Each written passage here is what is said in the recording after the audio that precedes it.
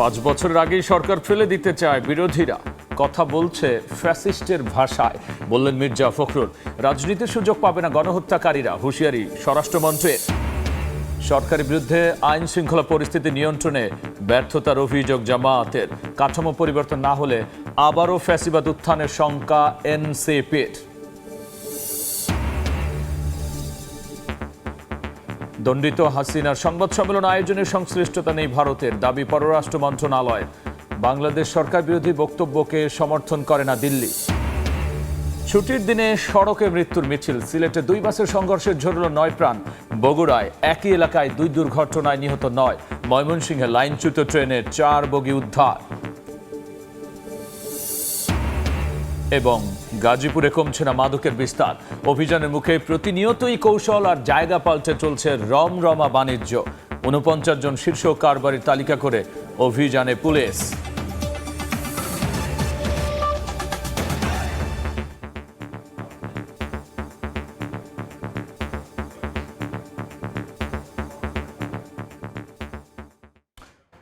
জনপদের সময় সঙ্গে আছি আমি গোলাম রাব্বি।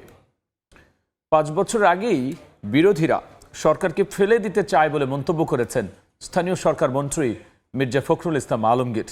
বলেছেন, ফ্যাসিস্টের ভাষায় কথা বলছে একটি পক্ষ, যা গণতন্ত্রের সঙ্গে যায় না। টেলিভিশন এডিটর্স কাউন্সিলের সেমিনারে তিনি এই কথা বলেন। এ সময় নির্ভয়ে সত্য প্রকাশে গণমাধ্যমের প্রতি আহ্বান জানিয়েছেন তথ্যমন্ত্রী।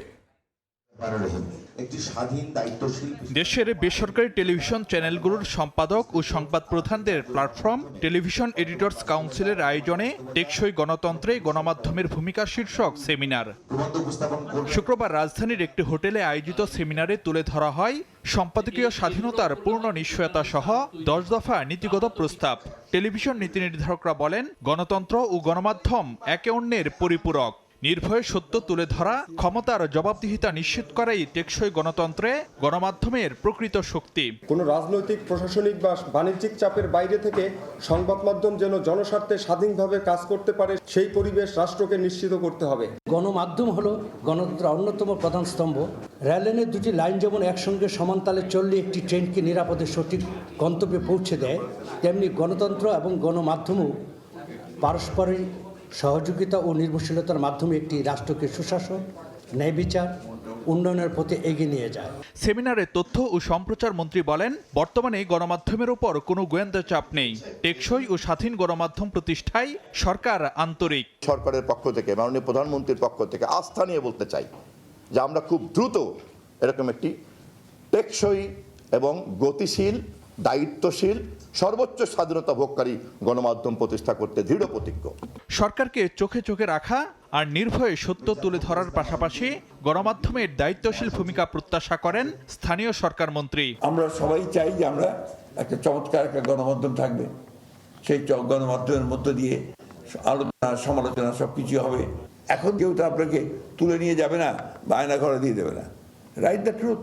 বিরোধী দলের বক্তব্য কতটা গণতান্ত্রিক সে প্রশ্ন তোলেন বিএনপি মহাসচিব। 5 মাসও হয়নি এই সরকারের, এখনই বলছি যে সরকার ব্যর্থ।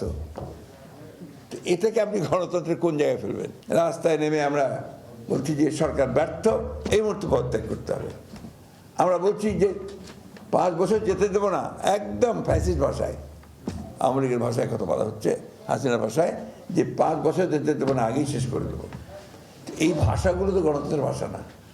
আপনি পার্লামেন্টে আসেন, জুলাই সনদ নিয়ে কথা আছে, গণভোট নিয়ে কথা আছে, এগুলো পার্লামেন্টেই সমাধান করা যায়। গ্যাসের সংকট বিএনপি সরকারের তৈরি নয় দাবি করে মির্জা ফখরুল বলেন, বিএনপিকে সবসময় ধ্বংসস্তূপের ওপর সরকারের দায়িত্ব নিতে হয়েছে। যে সমস্ত দেশগুলোতে গণতন্ত্র আছে। ফারুক ভিয়া, রবিন, সময় সংবাদ, ঢাকা। দেশের মানুষ গণহত্যাকারীদের রাজনীতি করার সুযোগ দেবে না বলে মন্তব্য করেছেন স্বরাষ্ট্রমন্ত্রী। বলেছেন, কার্যক্রম নিষিদ্ধ আওয়ামী লীগ অস্থিরতা সৃষ্টির পায়তারা করছে। আইনমন্ত্রী বলেছেন, শেখ হাসিনা দেশে ফিরলেই আইন অনুযায়ী কারাগারে যাওয়া ছাড়া আর কোনো সুযোগ নেই। দেশের মাটিতেই তার বিচার হবে বলে জানিয়েছেন ভূমি প্রতিমন্ত্রী। শুক্রবার সকালে চট্টগ্রাম প্রেস ক্লাবে জুলাই বিপ্লব ও আজকের বাংলাদেশ শীর্ষক আলোচনা সভায় অংশ নেন ভূমি প্রতিমন্ত্রী মীর মোহাম্মদ হেলাল উদ্দিন। এ সময় তিনি বলেন, বিশেষ কোনো আদালত নয়, প্রচলিত আইনে বিচার হবে দণ্ডিত পলাতক শেখ হাসিনার। গত 17 বছরের সহ এই জুলাই আগস্টে গণঅভ্যুত্থানে যতজনকে হত্যা করেছেন তার বিচারের মুখোমুখি আপনাকে হতেই হবে বাংলাদেশে। কোনো ক্যাঙ্গারু কোর্ট করবো না, কোনো বিশেষ আদালত করব না। বাংলাদেশের প্রচলিত আইনেই ইনশাআল্লাহ বিচার হবে এবং যদি প্রমাণিত হয় ফাঁসির কাষ্ঠেও চড়তে হবে। শেখ হাসিনা দেশে ফিরলে আইন অনুযায়ী কারাগারে যাওয়া ছাড়া অন্য কোনো সুযোগ নেই বলে মনে করেন আইনমন্ত্রী মোহাম্মদ আসাদুজ্জামান। ঝিনাইদহের শৈলকুপায় বরেণ্য চিত্রশিল্পী মোস্তফা মনোয়ারের স্মরণ সভায় অংশ নিয়ে তিনি একথা বলেন। উনি বাংলাদেশে আসবেন, বাংলাদেশে ঢুকবেন, আর আমি ফুলের মালা নিয়ে যে দাঁড়িয়ে থাকবো, এই আশা করাটা মনে হয় একটু বেশি হয়ে যায়। আমিও বিশ্বাস করতে চাই উনি ডিসেম্বরে এসে কারাগারে যাক। এদিকে কক্সবাজারে এক অনুষ্ঠানে স্বরাষ্ট্রমন্ত্রী সালাহ উদ্দিন আহমেদ বলেন, কার্যক্রম নিষিদ্ধ আওয়ামী লীগ দেশে অস্থিরতা সৃষ্টির পায়তারা করছে। গণহত্যাকারীদের রাজনীতি করার কোনো সুযোগ দেবে না দেশের মানুষ। তারা চেষ্টা করছে বাংলাদেশে কোনো অস্থিরতা সৃষ্টি করা যায় কিনা, এগুলো বাংলাদেশের মানুষ কখনো গ্রহণ করবে না। যারা গণহত্যা এবং মানবতা বিরোধী অপরাধের দায়ী বাংলাদেশের মানুষ তাদেরকে এই দেশে রাজনীতি করার কোনোদিন কোনো অনুমতি দিবে না। তারা বিদেশ থেকে মাঝে মধ্যে উকিঝুঁকি দিতে পারে, চিৎকার করতে পারে, এগুলো আমরা মনোযোগ দিচ্ছি না। রোহিঙ্গা ক্যাম্পে মানব পাচার সহ অন্যান্য অপকর্ম ঠেকাতে সেনা ক্যাম্প বসানোর উদ্যোগ নেওয়ার কথা জানিয়েছেন স্বরাষ্ট্রমন্ত্রী। ওমর ফারুক, সময় সংবাদ। সরকারের বিরুদ্ধে আইন শৃঙ্খলা রক্ষায় ব্যর্থতার অভিযোগ তুলেছেন জামায়াতের আমির ডাক্তার শফিকুর রহমান। কার্যক্রম নিষিদ্ধ আওয়ামী লীগ রাজনীতিতে ফিরুক, জনগণ তা চায় না বলে মন্তব্য করেছেন তিনি। এদিকে এনসিপির আহ্বায়ক ও বিরোধী দলীয় চিফ হুইপ নাহিদ ইসলাম বলেছেন, জুলাই সনদ বাস্তবায়নের মাধ্যমে দেশ পরিচালনা না হলে ফ্যাসিস্ট সরকারের মতো বিএনপি সরকারও ব্যর্থ হবে। শুক্রবার রাজধানীর মিন্টু রোডে বিরোধী দলীয় নেতার সরকারি বাসভবনে জুলাই গণ অভ্যুত্থানের ওপর স্থিরচিত্র প্রদর্শনীতে যোগ দেন এনসিপির আহ্বায়ক ও সংসদের বিরোধী দলীয় চিফ হুইপ নাহিদ ইসলাম সহ দলটির শীর্ষ নেতারা। পরে সংবাদ সম্মেলনে নাহিদ ইসলাম বলেন, জুলাই সনদ বাস্তবায়নের মাধ্যমে দেশ পরিচালনা না করলে ফ্যাসিস্ট সরকারের মতো ব্যর্থ হবে বর্তমান সরকারও। শক্তি প্রয়োগের মাধ্যমে ক্ষমতায় টিকে থাকতে ক্যাম্পাসগুলোকে ফ্যাসিস্ট সরকারের মতো সন্ত্রাসের অভয়ারণ্যে পরিণত করা হচ্ছে। যদি কাঠামোগত সংস্কার না করা হয় এই সরকারও স্বৈরাচারী হবে এবং তাদের ভিতর সেই প্রবণতা আছে। ইতিহাসেও আমরা দেখেছি তারা একটা ব্যর্থ আওয়ামী লীগ হওয়ার চেষ্টা বিভিন্ন সময় করেছে, পারে নাই, জনগণের প্রতিরোধের মুখে পড়েছে। এই রাজনৈতিক সংস্কৃতি পরিবর্তন হবে না যদি গোড়ায় আমরা পরিবর্তন না করি। দেশের শান্তি শৃঙ্খলা রক্ষায় সরকারকে আরো সক্রিয় হওয়ার আহ্বান জানিয়েছেন জামায়াতের আমির ডাক্তার শফিকুর রহমান। বাগেরহাট সার্কিট হাউজে মতবিনিময়ে তিনি বলেন, জনগণ চায় শেখ হাসিনাকে ফিরিয়ে এনে বিচারের আওতায় আনা হোক। দেশের শান্তি শৃঙ্খলা রক্ষার দায়িত্ব কিন্তু সরকারি দলের, দায়িত্বশীল ভূমিকা তাদেরকেই সবচেয়ে বেশি পালন করতে হবে। এই দিক থেকেই সর্বকালের সর্বযুগের সব সময় ভায়োলেশন হয়। তার উপরে যে রায় হয়েছে, আরো যে বিচারিক প্রক্রিয়া অপেক্ষমান আছে, সেগুলা তাকে ফেস করতে দেওয়া উচিত। জামায়াত আমির বলেন, আওয়ামী লীগ এখনই রাজনীতিতে আসুক, এটা জনগণ চায় না। স্বপন আহমেদ, সময় সংবাদ, ঢাকা। দণ্ডিত হাসিনার সংবাদ সম্মেলন আয়োজনে ভারত সরকারের সংশ্লিষ্টতা নেই বলে দাবি করেছে দেশটির পররাষ্ট্র মন্ত্রণালয়। শুক্রবার নিয়মিত সংবাদ সম্মেলনে মন্ত্রণালয়ের মুখপাত্র রণধীর জয়সওয়াল বলেছেন, বাংলাদেশ সরকারের বিরুদ্ধে শেখ হাসিনার কোনো বক্তব্য সমর্থন করে না ভারত সরকার। फिर से मैं दोहराना चाहता हूं कि भारत सरकार का इस प्रेस वार्ता में कोई भूमिका नहीं थी। यह प्रेस वार्ता एक निजी मीडिया संस्था द्वारा आयोजित किया गया था। साथ ही साथ मैं आपको ये भी बताना चाहता हूं कि सरकार उस मंच से कहे गए जो भी शब्द थे उसका समर्थन नहीं करती है, खासकर वो शब्द जो वहाँ के सरकार के बारे में कही गई है। ছুটির দিনে সড়কে মৃত্যুর মিছিল। বেপরোয়া গতিতে ওভারটেকিং এর সময় সিলেটে 2 বাসের সংঘর্ষে ঝরল শিশুসহ 9 প্রাণ, আহত 14 জন হাসপাতালে। বগুড়ায় নিয়ন্ত্রণ হারিয়ে বাজারে ঢুকে পড়া বাসের চাপায় মারা গেছেন 7 জন, আহত 14 জনের অবস্থা শঙ্কাজনক। পরে একই স্থানে প্রাইভেট কারের ধাক্কায় প্রাণ গেছে মোটরসাইকেল আরোহী স্বামী স্ত্রীর। এছাড়াও বাগেরহাটেও সড়কে একজনের মৃত্যু হয়েছে। শুক্রবার সকাল 7:05 ঢাকা সিলেট মহাসড়কে নিয়ন্ত্রণহীন গতিতে ওভারটেক করতে গিয়ে দুই বাসের মুখোমুখি সংঘর্ষ। সিলেট থেকে ঢাকা আসছিল ইউনিক পরিবহনের বাস, অন্যদিকে সিলেট যাচ্ছিল বেঙ্গল স্লিপার কোচ। উসমানীনগরের কাশিকাপন এলাকায় বেঙ্গল পরিবহনের বাসটি সামনে থাকা পিকআপ ভ্যান ওভারটেক করতে গিয়ে ইউনিক পরিবহনের বাসের সঙ্গে মুখোমুখি সংঘর্ষ হয়। এতে ঘটনাস্থলেই ইউনিক পরিবহনের 7 যাত্রী মারা যান। আহত 16 জনকে ওসমানী মেডিকেল কলেজ হাসপাতালে নেয়ার পর শিশুসহ আরও 2 জন মারা যায়। দরজা আমি ভাঙছি, আগে ভাঙ্গা যারা সুস্থ আছে তারা তরাতরি বাগরছি, তারপর এর ভিতরে ফায়ার সার্ভিসে ফোন দিছে, পর তারা আইছে, আর পর যারা অবস্থা খুবই খারাপ তারা তাড়াতাড়ি বাগরছি। এটা তো 120 টন, আর ইউনিক হইল আপনার 40-50 হইব। আপনার ইউনিকে তোমার বেঙ্গল গাড়ির ড্রাইভারের অরণ নেন না, এরপর 2টা বইছে। 14 জনের চিকিৎসা চলতেছে, এর ভিতরে একজনকে আমরা আইসিইউতে শিফট করতেছি, আর একজনের আইয়ের ইমার্জেন্সি অপারেশন চলতেছে। এদিকে ঢাকা থেকে নওগাঁ যাওয়ার পথে বগুড়ার এরুলিয়া বাজারে শাহ ফতে আলী বাস একটি মোটরসাইকেলকে চাপা দেয়। পরে নিয়ন্ত্রণ হারিয়ে সড়কের পাশে বৈদ্যুতিক পিলারে ধাক্কা লেগে কাজের সন্ধানে থাকা 25 থেকে 30 জন শ্রমিককে চাপা দেয়। এ সময় ঘটনাস্থলেই 3 জন নিহত হন। আহত 18 জনকে নেওয়া হয় শহীদ জিয়াউর রহমান মেডিকেল কলেজ হাসপাতালে। সেখানে চিকিৎসাধীন অবস্থায় একে একে আরও 4 জন মারা যান। ঘটনার পর থেকেই পলাতক বাসের চালক। হঠাৎ করে গাড়িটা তার নিয়ন্ত্রণ হারিয়ে আপনার ওই পোলের সঙ্গে প্রথমে ধাক্কা লাগে। খুব গতিতে ছিল, যার কারণে নওগাঁ দিকে যাওয়ার ফলেও বাসটি একদম বগুড়া দিকে ঘুরে গেছে। কাঁচা রাস্তা দিয়ে নিয়ে যাওয়ার কারণে এই দুর্ঘটনা ঘটে। তারা যদি আমাদের লিখিত অভিযোগ দেয় তাহলে বাংলাদেশের পরিস্থিতি আইন অনুযায়ী যেটা আছে সেই আইন অনুযায়ী আমরা ব্যবস্থা নেব। দুর্ঘটনার পরপরই স্পিড ব্রেকারের দাবিতে সড়ক অবরোধ করে এলাকাবাসী। পরে এরুলিয়া বাজারে স্পিড ব্রেকারের কাজ শুরু হওয়ায় 4.5 ঘন্টা পর অবরোধ তুলে নেন স্থানীয়রা। নিহত 7 জনকে 25,000 টাকা করে এবং আহতদের 15,000 টাকার অনুদান দেওয়ার ঘোষণা দেন জেলা প্রশাসক। এদিকে বিকেলে একই স্থানে প্রাইভেট কারের ধাক্কায় মোটরসাইকেল আরোহী স্বামী স্ত্রী নিহত হন। আহত হন মোটরসাইকেলে থাকা নিহত দম্পতির নাতি। তারিফ রহমান, সময় সংবাদ। ময়মনসিংহের গফরগাঁওয়ে জামালপুর কমিউটার ট্রেনের 4টি বগি লাইনচ্যুত হয়েছে। এই ঘটনায় ঢাকা ময়মনসিংহ রুটে 7 ঘন্টা বন্ধ ছিল ট্রেনের চলাচল। এতে দুর্ভোগে পড়েছেন যাত্রীরা। তাদের অভিযোগ, একই স্পটে বারবার দুর্ঘটনা হলেও কার্যত কোনো ব্যবস্থা নেয়নি রেলওয়ে কর্তৃপক্ষ। ঢাকা ময়মনসিংহ রেলপথে আবারও লাইনচ্যুত ট্রেন। ময়মনসিংহের গফরগাঁওয়ে ঢাকাগামী জামালপুর কমিউটার ট্রেনের পাওয়ার কারসহ 4টি বগি লাইনচ্যুত হওয়ায় বন্ধ হয়ে যায় রুটটিতে ট্রেন চলাচল।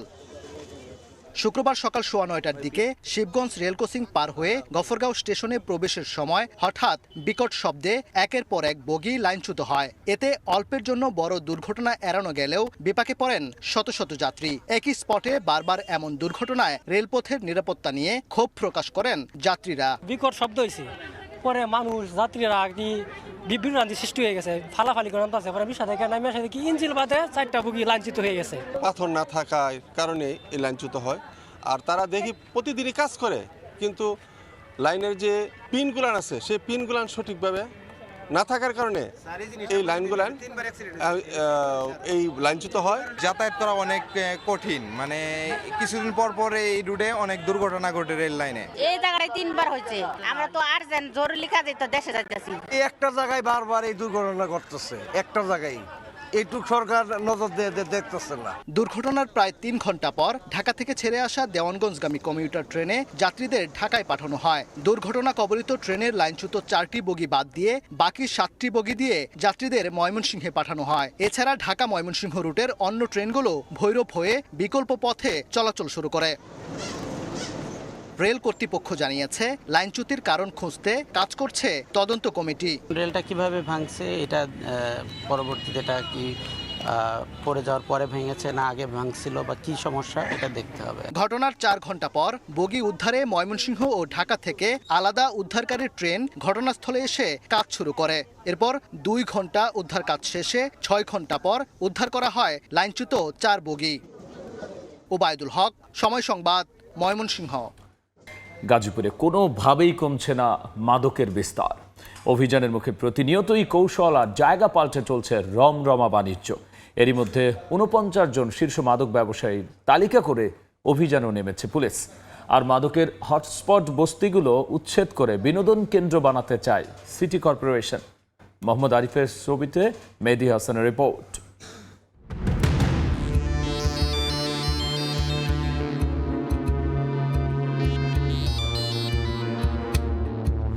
হাত বাড়ালেই মিলছে ভয়ঙ্কর মরণ নেশা।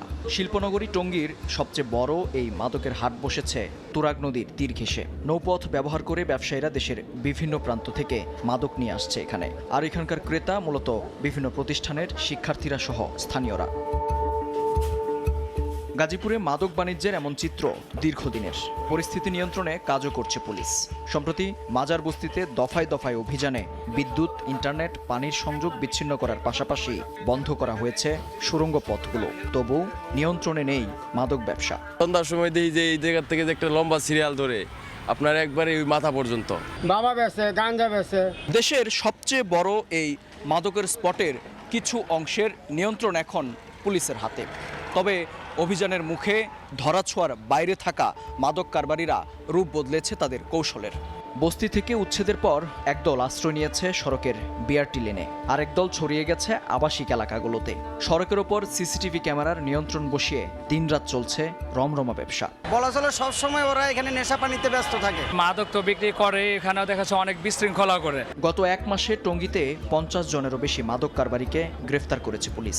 তবু ধরাছোঁয়ার বাইরে শীর্ষ ব্যবসায়ীরা। সম্প্রতি 49 জন শীর্ষ মাদক কারবারির তালিকা করে অভিযানে নেমেছে গাজীপুর মেট্রোপলিটন পুলিশ। রাজধানী উন্নয়ন কর্তৃপক্ষ ঢাকার নামে আমরা দেখতে পেলাম যে জমির যে খতিয়ান, তাদের সাথেও আমাদের পুলিশ কমিশনার মহোদয় কথা বলেছেন। আশা করি অপরাধীরা আছে, তাদেরকে উচ্ছেদ করার কার্যক্রম পরিচালনা করবেন। আমরা সব ধরনের সহযোগিতা করবো, আমরা আছি, পাশে আছি। জায়গা জটিলতার স্থায়ী সমাধান চায় গাজীপুর সিটি কর্পোরেশনও। এরই মধ্যে রাজককে দেয়া হয়েছে আনুষ্ঠানিক বার্তাও। আমরা এগুলোকে উচ্ছেদ করে এখানে সৌন্দর্য বর্ধনের কাজ করব। এটা ওই টঙ্গী শহরের মানুষ সেখানে ওয়াকওয়ে থাকবে, সেখানে ব্রেঞ্চ থাকবে, সেখানে গার্ডেন থাকবে। বিষয়টি নিয়ে রাজকের ঢাকার উত্তরা অফিসে যোগাযোগ করলে আনুষ্ঠানিক কোনো বক্তব্য পাওয়া যায়নি। মেহেদী হাসান, সময় সংবাদ, গাজীপুর। ইতালি যাওয়ার পথে প্রথমে লিবিয়ায় বন্দী হন মাদারীপুরের যুবক রাজীব মীর। পরে তাকে নির্যাতন করে মাফিয়া চক্র। আদায় করা হয় মুক্তিপণের লাখ লাখ টাকা। এরপরও 1.5 বছর ধরে খোঁজ নেই ওই যুবকের। সন্তানের খোঁজ না পেয়ে দিশেহারা পরিবার। তবে অপরাধীদের আইনের আওতায় আনার কথা জানিয়েছে পুলিশ। সঞ্জয় কর্মকার অভিজিতের রিপোর্ট। ছবি তুলেছেন শাহাদাত আকল।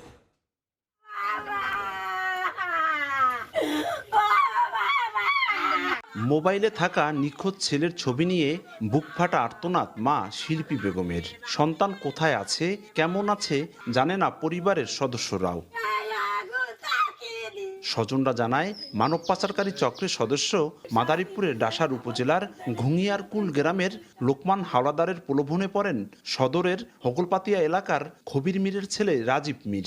দ্বাদশ শ্রেণীতে পড়া অবস্থায় সরাসরি তাকে ইতালি নেয়ার শর্তে চুক্তি হয় দালালের সঙ্গে। চুক্তিমতো 20 লাখ টাকা লোকমান ও তার চক্রের হাতে তুলে দিলে রাজীবকে 2023 সালের 4 আগস্ট নিয়ে যাওয়া হয় লিবিয়ায়। সেখানে তাকে নির্যাতন করে পরিবার থেকে মুক্তিপণের আরও 16.5 লাখ টাকা আদায় করে মাফিয়ারা। এরপর মানব পাচার চক্রের সদস্যরা দাবি করে আরও 20 লাখ টাকা। সেই টাকা না দেয়ায় 1.5 বছর ধরে খোঁজ নেই রাজীবের। ফুসলাইয়া বহুত প্রলোভন দেখাইয়া এইখানে নিব, ওইখানে নিব, 8 লাখ টাকা নিব, 10 লাখ টাকা নিব, লিবিয়া নিয়ে গেছে। দালাল লোকমান হাওলাদার এবং তার ছেলে লিবিয়া নিয়ে আটকাই রাইখা আমাদের থেকে প্রথম 24 লাখ টাকা নিছে। তারপর আবার 20 লাখ টাকা মুক্তিপণ দাবি করছে। তারপর ওইটা আমরা দিছি, দেওয়ার পর আমার ভাই আজকে 1.5 বছর ধরে নিখোঁজ। এই ঘটনায় দালালের দৃষ্টান্তমূলক শাস্তির পাশাপাশি নিখোঁজ যুবকের সন্ধান পেতে সরকারের সহযোগিতা চেয়েছে পরিবার। এই অসাধু দালাল চক্ররা অল্প টাকার কথা বললে বেশি টাকা পরবর্তীতে দাবি করে এবং মাফিয়ার হাতে ধরাইয়া দেয়। রাজীবের সন্ধান চাই আর এই দালালের বিচার চাই। মানব পাচার প্রতিরোধে খোলা হয়েছে মনিটরিং সেল, আর অপরাধীদের আনা হচ্ছে আইনের আওতায়, জানিয়েছে পুলিশ। এই সেলের কাজ হবে এই সকল যারা ভুক্তভোগী রয়েছে তাদেরকে নিয়ে কাজ করা এবং যারা চিহ্নিত মানব পাচারকারী তাদের ডাটাবেস তৈরি করা এবং তাদের বিরুদ্ধে যেন খুব দ্রুত আইনগত ব্যবস্থা নেওয়া যেতে পারে সেই সকল কার্যক্রম গ্রহণ করা। এ ঘটনায় নিখোঁজ যুবকের মা শিল্পী বেগম বাদী হয়ে গত 11 জুলাই লোকমান হাওলাদার সহ 24 জনের নামে সদর মডেল থানায় মানব পাচার আইনে মামলা করেন। পরে লোকমান ও তার মেয়ে সেতু আক্তারকে গ্রেপ্তার করে পুলিশ। বর্তমানে দুজনই কারাগারে রয়েছেন। সঞ্জয় কর্মকার, অভিজিৎ, সময় সংবাদ, মাদারীপুর। মেহেরপুর সীমান্ত দিয়ে 5 জনকে পুশিনের চেষ্টা করেছে বিএসএফ, তবে বিজিবির বাধায় ব্যর্থ হয়েছে। বিজিবি জানায় ভোর 4টার দিকে ভারত থেকে কাঁটাতারে সীমান্ত এলাকার ওপারে গাংনী উপজেলার ধলা বিওপি এলাকায় বেশ কয়েকজনকে আসতে দেখা যায়। এ সময় তাদের বাধা দেয় বিজিবি, পরে তারা ভারতীয় ভূখণ্ডে অবস্থান নেয়।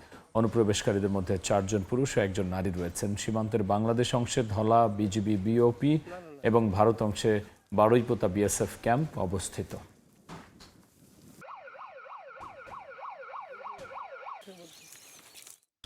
কক্সবাজার সমুদ্র সৈকতে গোসল করতে নেমে প্রাণ হারিয়েছেন এক যুবক। জীবিত উদ্ধার করা হয়েছে আরও একজনকে। সাপ্তাহিক ছুটির দিনে সকাল থেকেই কক্সবাজারের সুগন্ধা সৈকতে ছিল পর্যটকদের ভিড়। এর মধ্যে গোসল করতে নেমে স্রোতে ভেসে যান 2 যুবক। খবর পেয়ে দ্রুত ঘটনাস্থলে পৌঁছে একজনকে জীবিত উদ্ধার করে সি সেফ গার্ডের সদস্যরা। পরে দীর্ঘ খোঁজাখুঁজির পর আরেকজনকে উদ্ধার করে কক্সবাজার সদর হাসপাতালে নেওয়া হলে চিকিৎসক তাকে মৃত ঘোষণা করেন।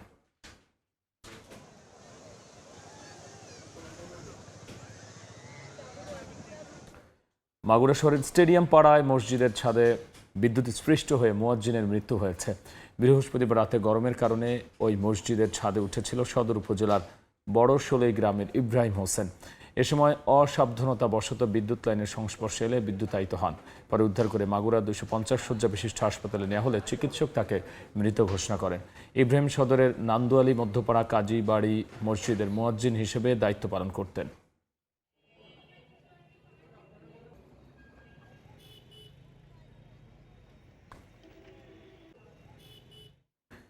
নেত্রকোনায় ধর্ষণ মামলায় আলোচিত কন্টেন্ট ক্রিয়েটর রিপন ভিডিও ওরফে রিপন মিয়াকে গ্রেফতার করেছে র্যাব। ভোরে ময়মনসিংহের গৌরীপুর মহিষারণ গ্রাম থেকে তাকে গ্রেফতার করা হয়। দুপুরে তাকে মডেল থানায় হস্তান্তর করা হয়।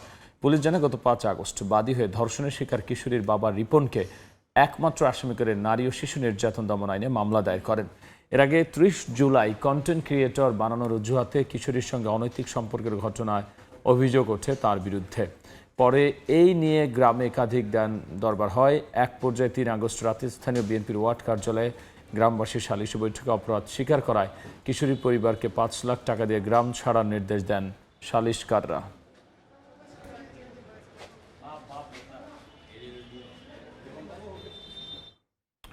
নারায়ণগঞ্জের একটি বাসায় গ্যাস লিকেজ থেকে বিস্ফোরণে শিশুসহ একই পরিবারের 3 জন দগ্ধ হয়েছেন। সকালে গুরুতর আহত অবস্থায় 3 জনকে জাতীয় বার্ন অ্যান্ড প্লাস্টিক সার্জারি ইনস্টিটিউটে ভর্তি করা হয়। প্রত্যক্ষদর্শীরা জানান সিগারেট ধরানোর সঙ্গে সঙ্গেই বিস্ফোরণের ঘটনা ঘটে। পরে তাদের উদ্ধার করে আনা হয় বার্ন ইনস্টিটিউটে। চিকিৎসকেরা জানিয়েছেন দগ্ধ মাইদুলের শরীরে 85%, তার স্ত্রী বিউটির 80 আর শিশু মারুফের শরীরের 90%ই পুড়ে গেছে। তাদের 3 জনের অবস্থায় আশঙ্কাজনক বলে জানিয়েছেন চিকিৎসক।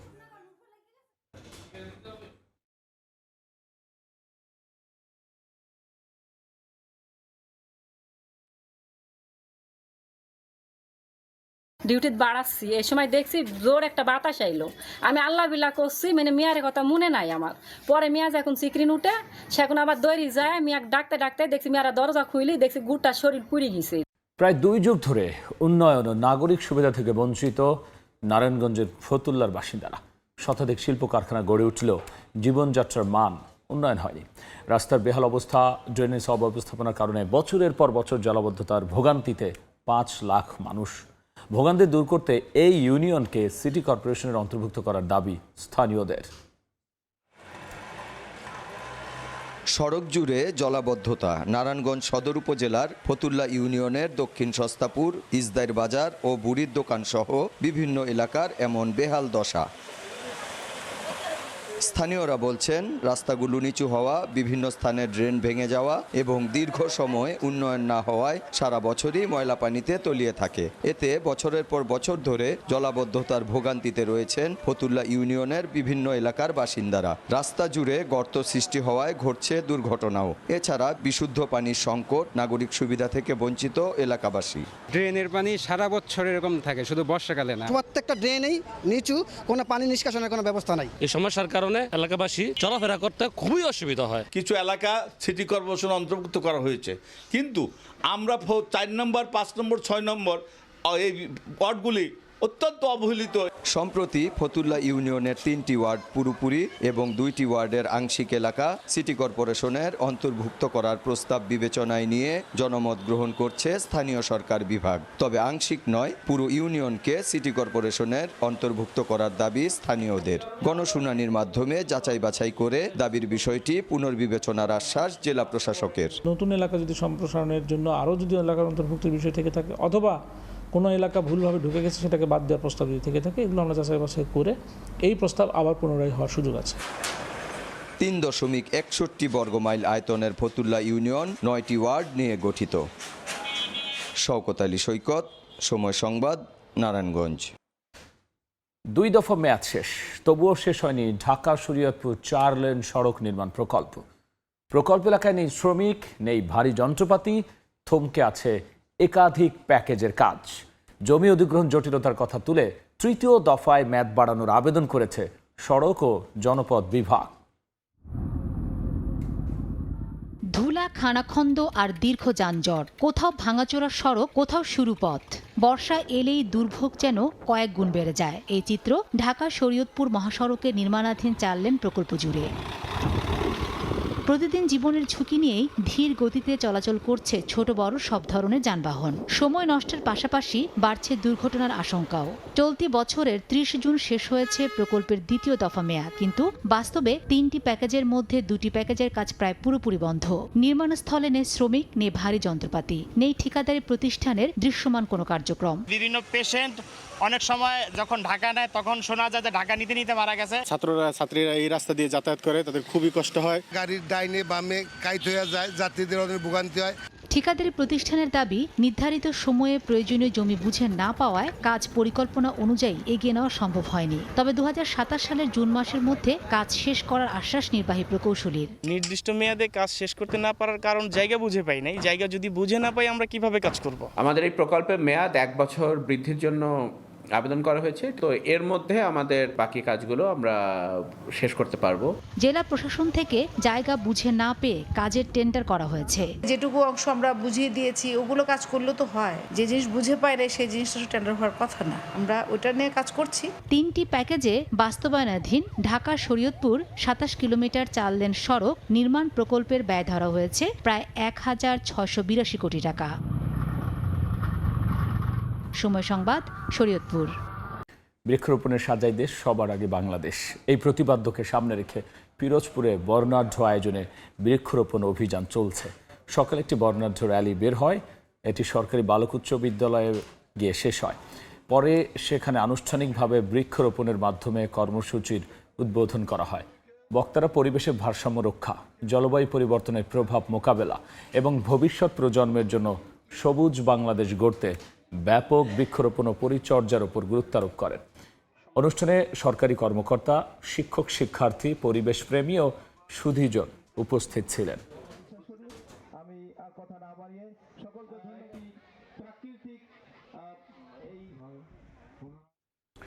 জনপদের সময় শীর্ষ সংবাদ জানিয়ে দিচ্ছি আরও একবার। 5 বছর আগেই সরকার ফেলে দিতে চায় বিরোধীরা, কথা বলছে ফ্যাসিস্টের ভাষায়, বললেন মির্জা ফখরুল। রাজনীতির সুযোগ পাবে না গণহত্যাকারীরা, হুঁশিয়ারি স্বরাষ্ট্রমন্ত্রে। সরকারের বিরুদ্ধে আইন শৃঙ্খলা পরিস্থিতি নিয়ন্ত্রণে ব্যর্থতার অভিযোগ জামায়াতের। কাঠামো পরিবর্তন না হলে আবারও ফ্যাসিবাদ উত্থানের শঙ্কা এনসিপির।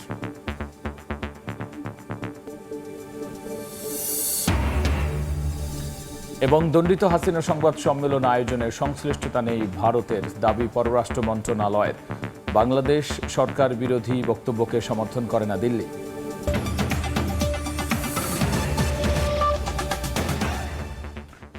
এই ছিল জনপদের সময়। এরপর রাতের সময় নিয়ে আবারও আসছি কিছুক্ষণ পর, সঙ্গেই থাকুন সময়।